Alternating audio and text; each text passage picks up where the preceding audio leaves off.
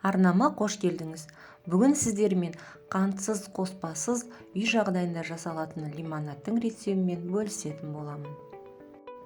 Ең алдымен жемістерімізді тазалап аламыз. Әзірге бізге 2 киви қажет. Кивини тазалап алдым.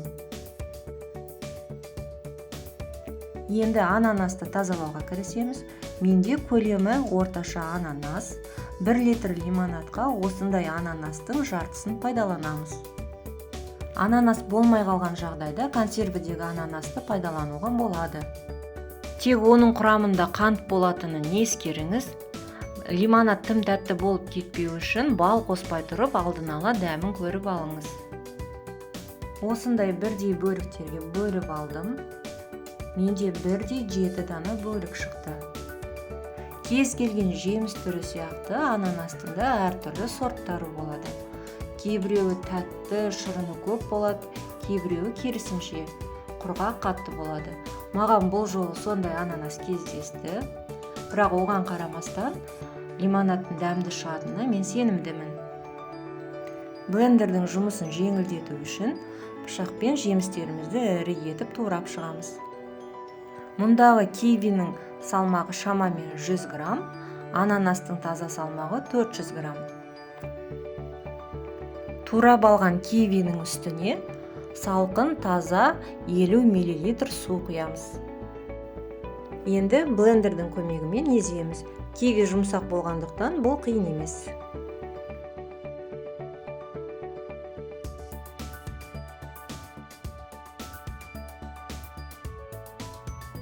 Езіп алған кивини енді сүзгіштен өткіземіз. Шырын бірден аға қоймайды. Сол үшін қасықтың көмегіне сүйенеміз.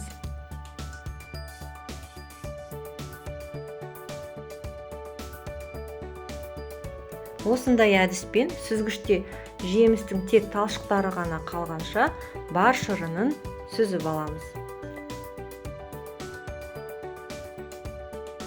Ананасты да дәл осындай әдіспен езіп аламыз. Ананастың кивиге қарағанда қаттылау болатынын ескеріп, бәрін бірден емес 3 бөлікке бөліп саламын. Блендерге ауыр болмау үшін 3 бөлікті турап, үстіне 100 мл шамамен су құйып еземіз. Қалған 4 бөлікті 2-ге бөліп саламын. Әрине мұндай әдіспен таза шырын алу үшін біраз күш пен уақыт жұмсауға тура келеді. Бірақ таза табиғи шырын ішкенге не жетсін. Егер шырын сыққыш құрылғыңыз болса, өте жақсы, бірақ ондай зат кез келген үйден табыла бермейді. Ал блендер болса, бағасы қолжетімді зат, ас үйіңізден де көп орын алмайды. Менде қуаттылығы орташа блендер кез келген жеміс түрін еш қиындықсыз езе алады.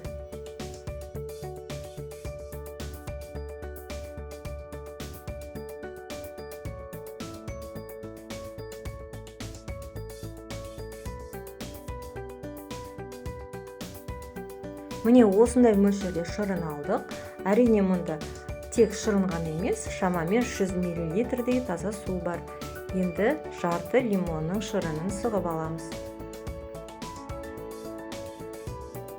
Бал қою болатындықтан алдын ала лимон шырынын қосып сұйылтып алған ыңғайлы.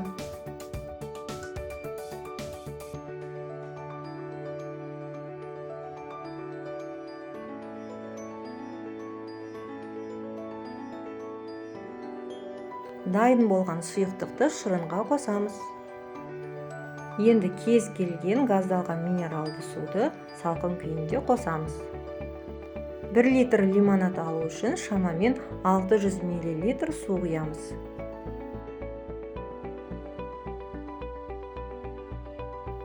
Тазаланған 1 дана кивини ірі бөліктерге бөліп лимонадқа саламыз.